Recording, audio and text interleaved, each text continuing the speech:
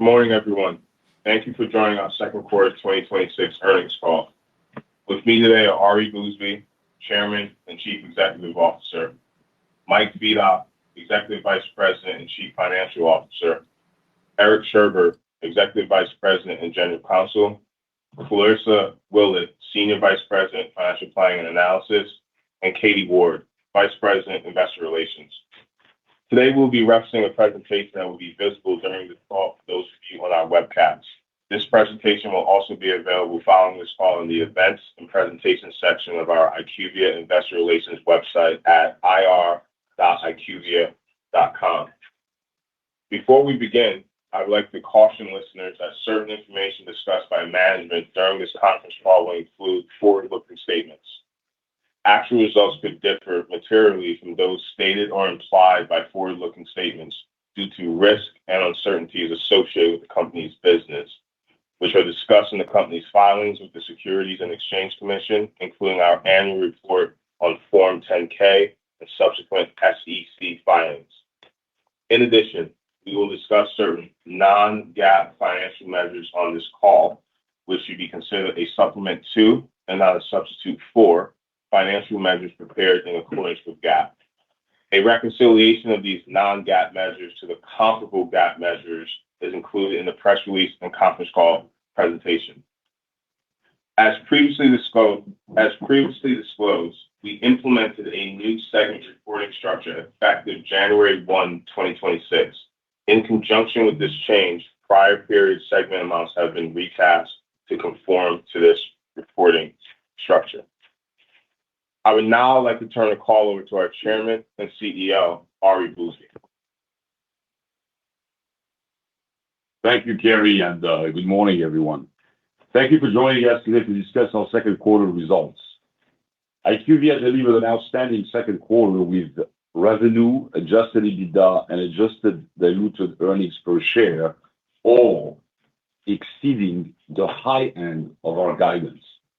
Importantly, the momentum we saw in the first quarter continued with improving market conditions and strong operational execution.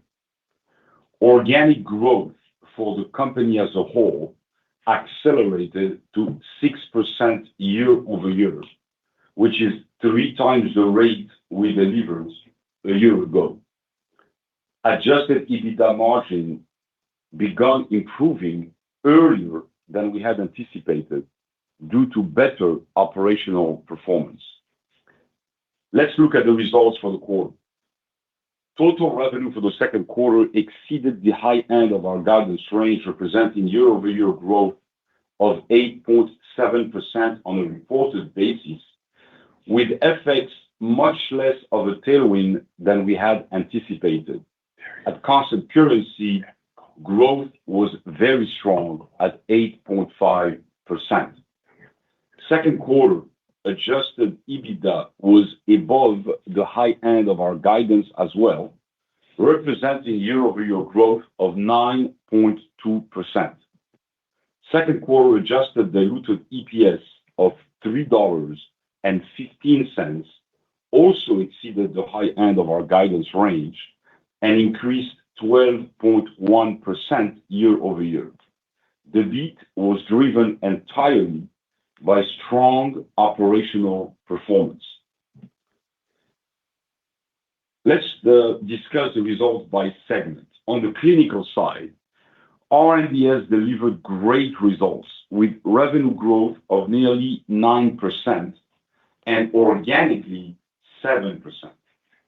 We had $3.15 billion in net new bookings, representing 19% growth year-over-year and 27% growth sequentially, with notable strength in full service bookings, translating into a quarterly book-to-bill ratio of 1.22.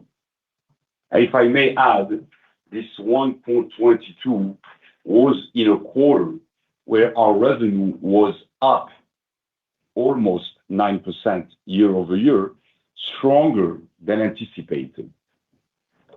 I want to point out that the improvement in bookings is not just from this quarter alone. As you know, I always remind you that we are a long cycle business, and it's more meaningful to look at trends over longer time periods. And if you look at our last 12 months net new bookings, they have increased in each of the past 4 quarters. With $11.3 billion of last 12-month net new bookings as of June 30th, they are up 13% year over year. What these metrics point to is a consistently improving demand environment, as well as improving win rates for our R&DS business. On the commercial side, organic revenue growth accelerated year over year to 5%, which is more than a full point higher organic growth than a year ago. And this as clients launched newly approved products and expanded the breadth of services they utilize from IQVIA. Notably, analytics and consulting grew organically high single digits year over year, the highest growth rate since 2022. Commercial engagement services and patient solutions both continue to grow double digits year over year, and our AI offerings gained further traction with increased customer adoption. With 3 consecutive quarters of strong, sustained, and improving results, and pipelines that remain at record levels, there is clear momentum in commercial solutions. Let me now give you a little more color on what we are seeing in the market environment, and let's start with forward-looking demand metrics in the clinical environment. RFP flow growth remains strong, with double-digit growth both year over year and sequentially, with improvement across all client segments. Decision timelines continue to shorten, and EBP funding continues to be very strong, with the second quarter at $35 billion according to BioWorld, which is more than double the Q2 2025 number. I want to elaborate on this EBP segment. In response to investor feedback and in reviewing publicly available information, we are taking the opportunity to update our own classification of customer segments to help you better benchmark IQVIA to our CRO peers. From now on, we are going to define large pharma by the top 20 companies by RX sales. Mid-size companies will be the next 60 pharma companies by RX sales, and EBPs, everyone else. I'm going to give you the breakdown of R&DS revenue by customer segments as I just defined them. Large pharma represents approximately 50% of our R&DS revenue. Mid-size, approximately 15%, 1/5 of our R&DS revenue, and EBP represents 35% of our R&DS revenue. I guess you can see that based on publicly available information, it is apparent that we have more revenue in the EBP segment than any of our CRO peers. And this is extremely important because emerging biopharma continues to be where much of the industry's innovation is coming from. A decade ago, EBPs represented about 45% of all clinical trial starts globally. Today, EBPs represent about 70% of all clinical trial starts globally. EBP R&D spend is also expected to grow at 2 to 3 times the rate of large pharma R&D spend. And of course, EBP trials are full service outsourcing. All of this creates a meaningful opportunity for IQVIA, given we are the largest EBP provider. At the same time, large pharma continues to be a significant segment for us. In fact, we are benefiting from the strategic outsourcing partnership renewals by large pharma over the past 2 years, which we've been discussing several times in the past. And we, as you know, have significantly expanded the number and the scope of our preferred partnerships. As a result, we have seen our win rate with large pharma improve materially, leading to an expansion of our share of wallet with those partnerships, and in several cases, replacing large CRO incumbent providers. Shifting now to commercial solutions, the market environment continues to improve, supported by a nearly 45% increase in new drug launches in the first half of 2026 versus the first half of 2025. As you know, this is important because launch activity is a significant driver of demand across our commercial portfolio, with roughly half of launch-related spending typically occurring in the first 2 years post-approval.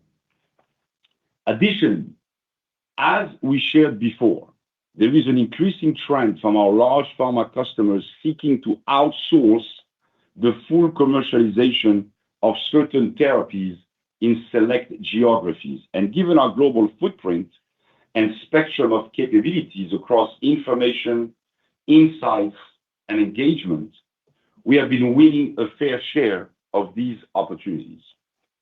I want to take a moment to again remind you how to think about our commercial solutions business, especially in the era of AI.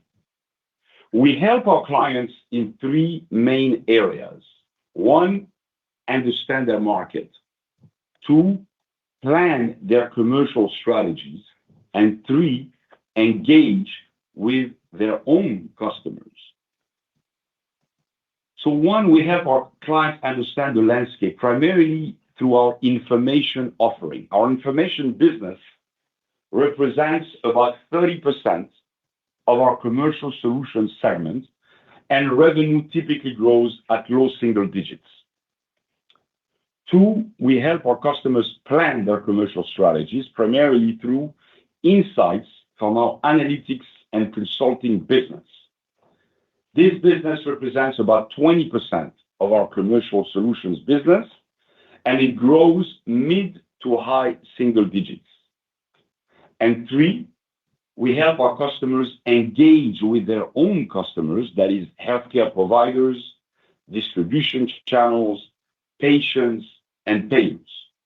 And we do this through our patient solutions, technology, and commercial engagement services. That, in aggregate, is about 50% of our commercial solutions business and grows at high single digit to low double digits. Now, we've continued to see increased demand for these services across the board, as is evident in our own commercial demand indicators. The pipeline continues to grow strong double digits year to date. Decision timelines continue to reduce double digits. And of course, we are also winning more, with win rates up double digits. When we think about future trends across both of our segments, clinical and commercial, we see the outsourcing market continuing to grow in 2027 and the years ahead. And in fact, we think AI will continue to contribute to this market expansion and will continue to fuel a strong tailwind for IQVIA. On the clinical side, clients are already telling us that AI in discovery will only increase demand for CRO services as more molecules with a higher predictable success are entering development. Additionally, IQVIA's leading AI solutions are further differentiating our clinical offerings and deepening our partnerships across all customer segments, large, mid, and EBP. Our AI-enabled capabilities, which, as you know, we've been working on, training on, and refining for at least 2 years, are already improving study design, accelerating timelines, and reducing operational risk across complex global trials. Let me give you an example of how this is playing out with large pharma. One of our long-standing customers recently expanded its partnership with IQVIA to include our full-service clinical capabilities. That expansion led to an end-to-end award for a large, complex phase 3 stroke outcomes study. This client specifically told us that our AI-enabled capabilities in site startup and enrollment, along with our therapeutic expertise and global execution model, clinched the deal because it will help manage risk and run these studies with greater predictability. In another example, an EVP awarded IQVIA a complex global phase 3 oncology study across multiple treatment arms. And we won here because AI-enabled patient recruitment will help keep a complex study moving at higher speed with much better predictability. Another EVP selected IQVIA for a series of global autoimmune programs that bring together clinical, laboratory, and technology-enabled patient endpoint solutions. Here, our AI-enabled patient-reported outcome capabilities made the difference because they help support patient retention, protocol compliance, and higher quality outcomes. In commercial, we're seeing AI begin to contribute more directly to top-line growth as clients are moving beyond pilots and data foundation work, and they're starting to deploy IQVIA AI agents more broadly. Let me give you an example of what that looks like in practice. A mid-sized pharma client is expanding its use of IQVIA AI across an immunology franchise in 95 countries. We are combining our global syndicated pharmaceutical market data with our launch planning conversational AI agents to give the client an integrated view of market dynamics and help teams get to actionable insights in near real time.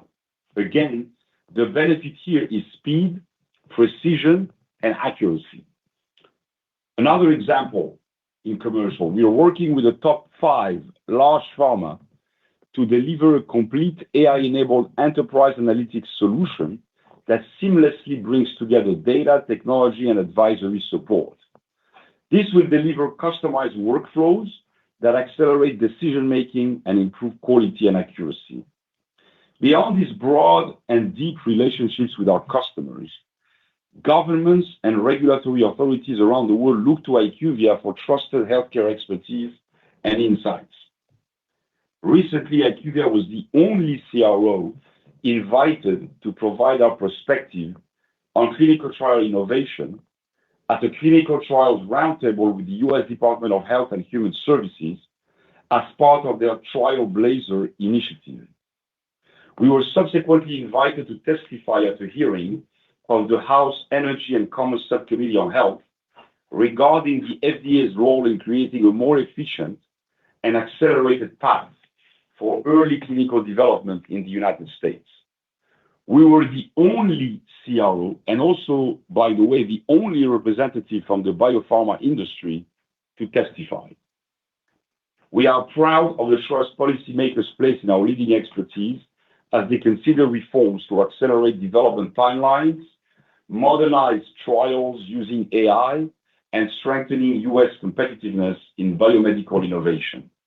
Finally, I'd like you all to mark your calendars for the upcoming IQVIA Investor Day, which we are planning for December 2nd, 2026. And now to Mike for more details on our financial performance. Thanks, Ari. Good morning, everyone. As a reminder, we implemented a new segment reporting structure effective January 1, 2026.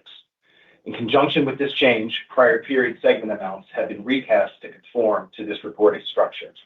Now let's start by reviewing revenue. Second quarter revenue of $4,368 million grew 8.7% on a reported basis and 8.5% at constant currency. Revenue growth within the quarter includes about 2.5 points of contribution from acquisitions. Commercial Solutions revenue for the second quarter was $1,793 million, up 8.6% on a reported basis and 8.4% at constant currency. R&D Solutions second quarter revenue was $2,575 million, up 8.8% on a reported basis and 8.6% at constant currency. For the first half of the year, total company revenue was $8,519 million, up 8.6% on a reported basis and 7.3% at constant currency. Commercial Solutions revenue was $3,547 million, up 10.1% reported and 8.5% at constant currency. R&D Solutions revenue was $4,972 million, up 7.5% on a reported basis and 6.4% at constant currency. Now moving down the P&L. Second quarter adjusted EBITDA was $994 million, representing growth of 9.2% year over year, while first half adjusted EBITDA was $1,926 million. Second quarter GAAP net income was $256 million, and GAAP diluted earnings per share was $1.53. For the first half, GAAP net income was $530 million, or $3.14 of earnings per diluted share. Second quarter adjusted net income was $527 million, and adjusted diluted earnings per share was $3.15, representing growth of 12.1% year over year. And for the first half, adjusted net income was $1,019 million, or $6.04 per diluted share, up 9.8%. Now turning to RDS bookings. The R&D Solutions net new bookings in the quarter were $3,150 million, a 19.3% increase year over year, resulting in a 1.22 book-to-bill, which, as already mentioned, is all the more impressive given revenue grew 9%. I should also note that cancellations remained within the historical range. As of June 30th, R&DS backlog was $34.2 billion, and the next 12-month revenue from this backlog was $9,230 million, which is up 7.5% versus last year. And as discussed, given the long cycle nature of our business, it's more important to focus on the longer-term booking trends. In the quarter, the last 12 months net new bookings were $11,250 million, an increase of 12.9% year over year. And importantly, this metric has been steadily increasing in each of the past 4 quarters and clearly points to momentum in our business. Now let's turn to the balance sheet. As of June 30th, cash and cash equivalents was $1,909 million. Gross debt was $15,999 million, resulting in net debt of $14,090 million. Our net leverage ratio ended the quarter at 3.59 times trailing 12 months adjusted EBITDA. Second quarter cash flow from operations was $558 million, and capital expenditures were $198 million, resulting in free cash flow of $360 million, representing growth of 23% year over year. And in the quarter, we repurchased $398 million of our shares, resulting in first half share repurchases of $950 million. And this leaves us with approximately $2.8 billion of share repurchase authorization remaining under the current program. Now let's turn to guidance. To reflect stronger organic revenue growth and changes in the M&A and foreign exchange impacts, we are raising our full year 2026 guidance for revenue, for adjusted EBITDA, and for adjusted diluted earnings per share. We now expect revenue to be between $17,275 million and $17,475 million, representing year-over-year growth of 5.9 to 7.1%. The new midpoint of the revenue growth guidance is 6.5% versus the prior guidance midpoint of 5.8%. This new guidance includes approximately 100 basis points higher organic revenue growth and approximately 50 basis points higher contribution from M&A, offset by a foreign exchange impact that is 80 basis points less of a tailwind than in the former guidance.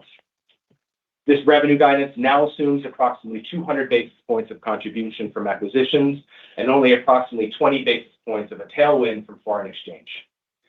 We are also raising our adjusted EBITDA to be between $4 billion and $4.05 billion, growing 5.6 to 6.9% year over year, reconfirming flat margins year over year at approximately 23.2%.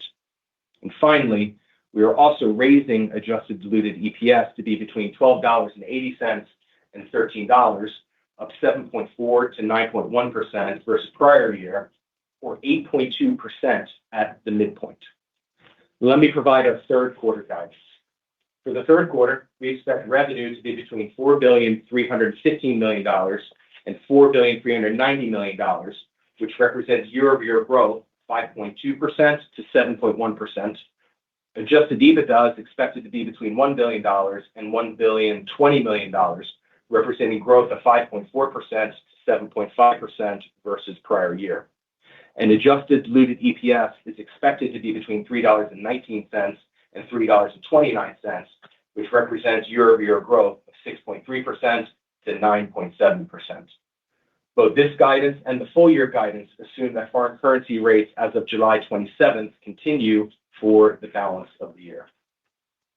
So to summarize, IQVIA delivered outstanding financial results, with second quarter revenue, adjusted EBITDA, and adjusted diluted EPS exceeding the high end of our guidance. We accelerated organic revenue growth across both commercial and clinical segments. We delivered strong adjusted EBITDA margins in the quarter. We had strong free cash flow performance, up 23% year over year. The RDS net new bookings were the highest since 2022 at $3.15 billion, growing double digits year over year and sequentially, with very strong full service bookings. And as already mentioned, the demand environment for both clinical and commercial has significantly improved, as reflected in our forward-looking demand indicators. We've raised our full year guidance for revenue, adjusted EBITDA, and adjusted diluted earnings per share, and we are planning a December 2nd Investor Day, where we look forward to seeing you. Now, with that said, let me hand it back to the operator for Q&A. Thank you. At this time, I would like to remind everyone, in order to ask a question, press star, then the number 1 on your telephone keypad. We request that you please limit yourself to just one question so that others in the queue may participate as well. We'll pause for a moment to compile the Q&A roster.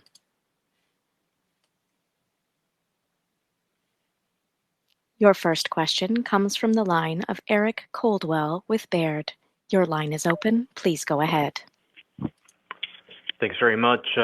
Almost feel like you're out in the call now. That was a pretty positive update. We can only go south, I think. So last quarter, you had some added disclosures around the bookings profile that helped, I think, help people understand the dynamics and what was optically a lower net book-to-bill. This quarter, you're obviously putting up a bigger book-to-bill against a strong revenue growth rate, but I do have to ask, were there any chunky awards or other call-outs within those bookings? And you did mention FSO was very strong. What about FSP awards? What about pass-through mix in the awards? Any other notable call-outs that you'd like to share with us? Thanks very much. Well, good morning, Eric, and thanks again for your kind words. Actually, you had a good call in your notes a few weeks ago. We had indeed a great quarter. I have to tell you, in over 25 years of reporting earnings in this or other companies, I've never had as clean a quarter as this one, all around. I must tell you, there is absolutely nothing salient, unusual, abnormal, odd, awkward in our numbers anywhere. with respect to your booking, the question on the bookings per se, there was strength literally across the board. Nothing unusual. Pass-throughs were in the normal range. Cancellations were in the normal range. Good mix of large, mid, EBP. Really, FSO was very strong, but again, similar to what it was before all the multiple crises erupted over the past 2, 3, 4 years. Really good, strong outsourcing continuing from large pharma, good EBP, bookings. Again, strong around FSP. You asked specifically, low to mid double digits, kind of as usual, percentage of total, Mike. Really nothing to call out there. Nothing to call. It's a fair question because the numbers are so good everywhere. I have to tell you, in preparing for the call, we looked and said, okay, well, is there anything we can point to? And there is nothing unusual. All very strong. Mike, anything else? No, I was just going to add that the therapeutic mix and all that stuff is in line with the trends. Great job, guys. I'll leave it there. Thanks, Eric. Thank you. Your next question comes from the line of Justin Bowers with Deutsche Bank. Your line is open. Please go ahead. Hi, good morning, everyone. Ari, in your prepared remarks, you talked about outsourcing penetration potentially increasing over the interim. Is that comment broad-based, more focused on some of the conversations you've been having with your large and mid-sized pharma customers? Just any more color there would be helpful. Sure. Thank you. Okay, so as you know, the EBP segment is 100% outsourced by definition. And again, as I want to reiterate, we are the largest CRO provider to the EBP segment. I think it's very clear from the numbers now. So that clearly is all outsourcing. Mid-size, pretty much similar, except for some of the larger ones that do some of it themselves and a little bit of FSP. Large pharma is really where you've had that debate, insourcing, outsourcing, etc. Look, I will tell you that large pharma clients are already telling us that because of the increasing extensive use of AI, and by the way, the use of AI by large pharma is not starting on July 28th with a press release. It's been going on for more than two or 3 years. Okay? So the use of AI in discovery will only increase demand for CRO services. And our clients are actually telling us and asking us to gear up capacity as additional molecules will enter development. Some of our large pharma clients, are predicting they will double their study portfolio. And so they're asking us literally to ask thousands of FTEs in anticipation of those studies. So the additional demand with CROs is simply because, again, the dynamics of outsourcing remain the same. Some of these new molecules are identified through the use of AI are in adjacent therapies where the client may not have all the therapeutic expertise.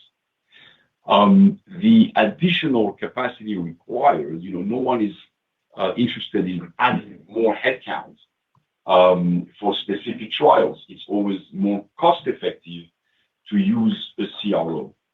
And then, the global footprint helps. The domain expertise, the regulatory and medical knowledge for study design, the site relationships and the network, the broad therapeutic coverage, the expensive data to land on the best design and successfully recruit more specialist patient populations, all of that, lends itself to more outsourcing. So the current outsourcing for large pharma, will continue to increase as we look at our conversations with our clients and we model it out. Thank you. That's it for me. Your next question comes from the line of Michael Ryskin with Bank of America. Your line is open. Please go ahead. Great. Thanks for taking the question. I kind of want to follow up on just the last one, thinking about your future investment and your future opportunities there. Like you said, you have been talking about AI for a number of years now. You've talked up some of the benefits you're seeing from the solutions you've developed internally. There's clearly some opportunity to partner externally or maybe do some M&A. There was a deal in the space maybe a week or two ago.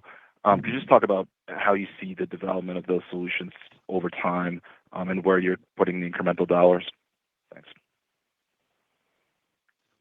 Well, I mean, look, it's again not news for us.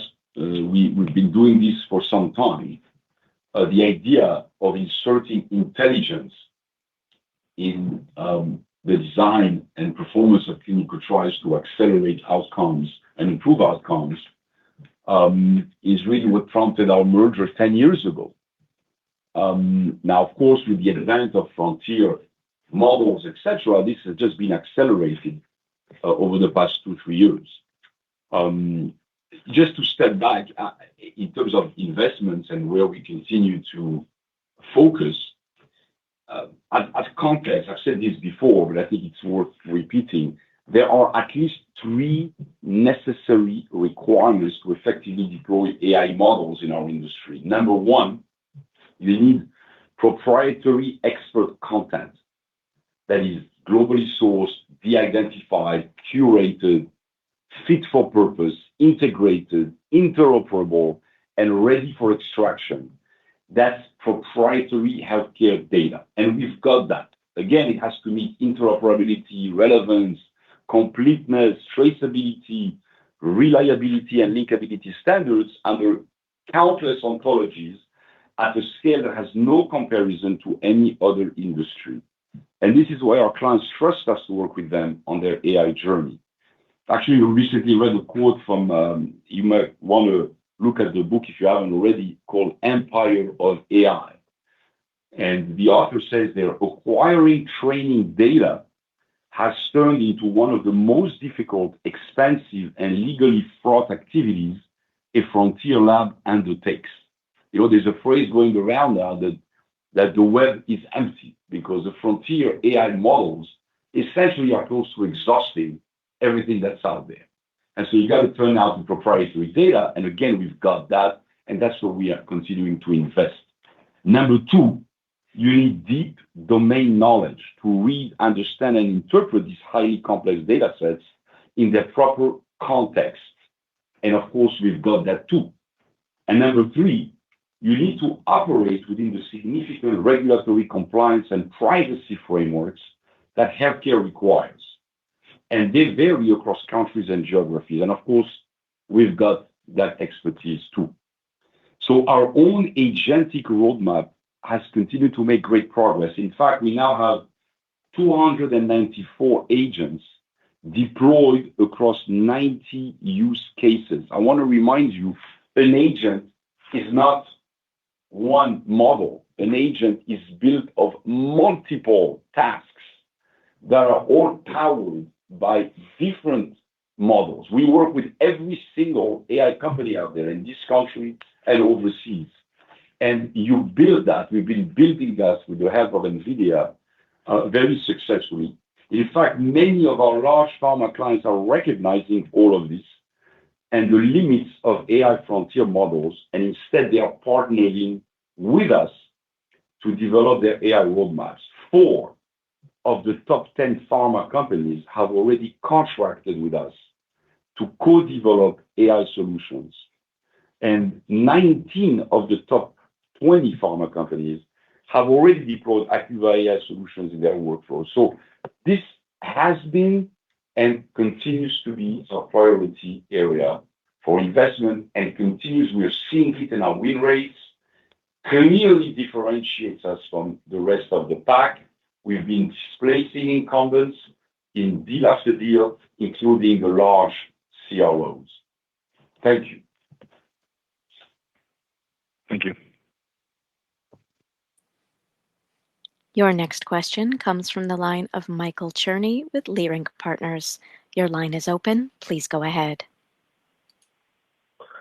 Hey guys, thanks for taking the question. Maybe to build on that last comment Ari you had regarding displacing other CROs and competitive processes, can you give us a little flavor of what that looks like? And when you go into these competitive RFPs or competitive displacements, what is the discussion looking like on price versus capabilities versus technology and AI functionality? If you can break those down to those three buckets.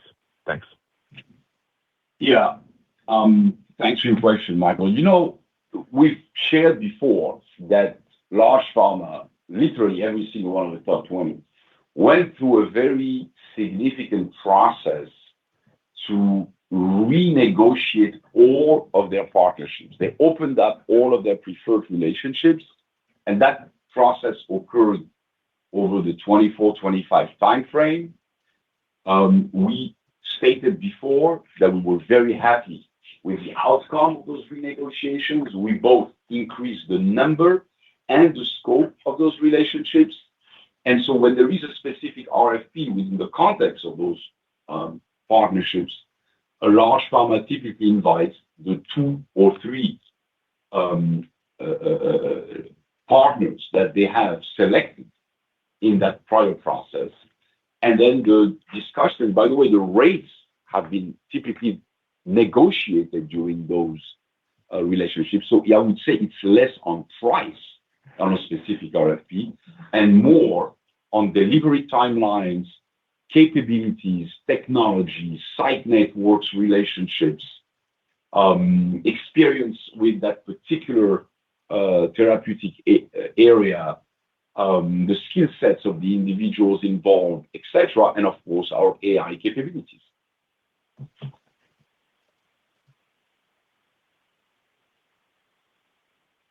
Thank you.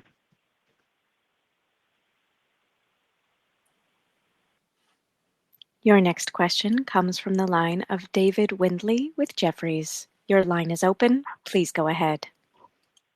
Hi, good morning. Thanks for taking my question. I wanted to ask a clarification and then more of a content question. So the clarification, I think, Mike, you quantified 2.5% of acquisition contribution. I was wondering if you could break that out between segments. And then Ari, you seem in the mood to talk about the expanse of the business. The company has kind of quietly started to build some discovery capabilities. You're talking a lot about AI. I wondered if you might expand the discussion to talk about what your thoughts are in investing in and building out capabilities in the early part of the development, supply chain, and how you see that folding into your broader strategy leading into your clinical capabilities. And is there an AI angle there as well? Thank you. Well, David, sounds like you've been listening in our highly secretive strategy session. I wish. I wish. All I can say is that yes, we are working on those things, and I kind of leave it at that. And again, you would expect us to do that simply because we have great relationships with our clients, and we are expanding, upwards and downwards the set of capabilities. You saw us buy discovery assets. In fact, we completed the acquisition of the Charles River assets in the quarter. I guess that was the first part of the question to you, Mike. You want to say, well, and that's basically what normally our acquisitions, we had guided to 1.5 points for the year, but now that we did, and it's going to add what, about 75, 80 million? Yeah, to this year's revenue. Mm-hmm. Yeah, and Dave, normally the acquisition impact is usually about 2/3 commercial, 1/3 R&DS. It's about the same. Yeah, okay. About the same for this quarter as well. Mm-hmm. Thank you.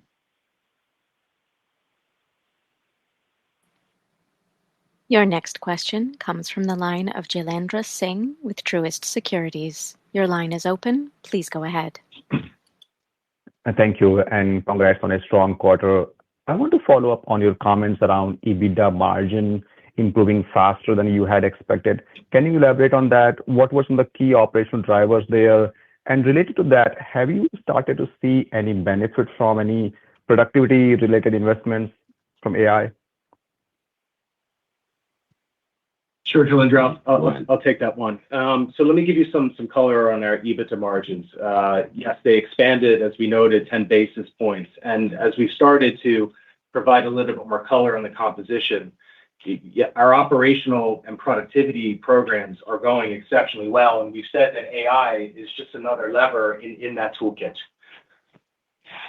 So that drove about 90 basis points of operational margin expansion in the quarter. And then obviously we have non-operational items like FX that were about 80 basis points of a drag. Not FX, you mean? Excuse me. FX had zero impact. Their impact of pass-throughs of 80 basis points of a drag.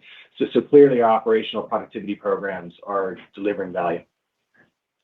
Yeah, I mean, just for context, Jailendra, if you recall in the first quarter, we reported that we generated 60 basis points of operational productivity improvements in our margins, but that was offset by 120 basis points of negative impact from the stronger pass-through growth as well as FX. Correct. Now, in this quarter, we had no FX, virtually negligible, but we still had pass-throughs growth, and those created a headwind of 80 basis points.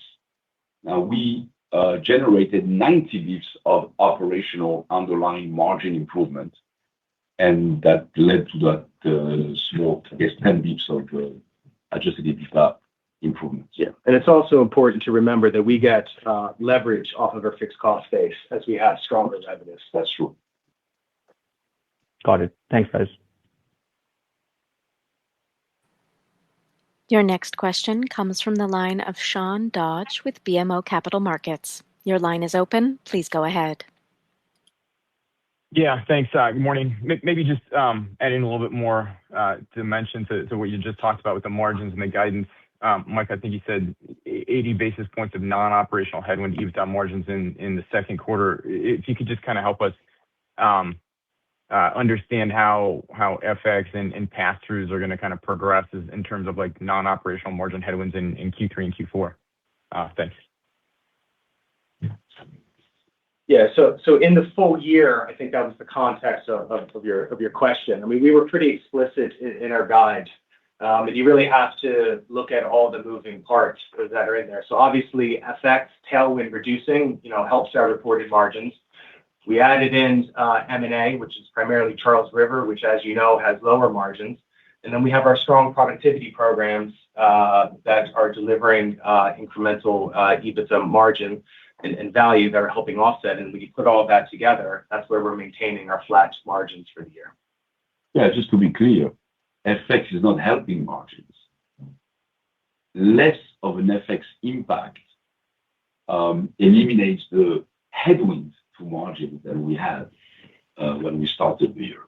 FX, as you know, has changed dramatically over the course of the quarter. The main headwind, non-operational headwind to margins is the pass-throughs, which, as you know, come with no profit.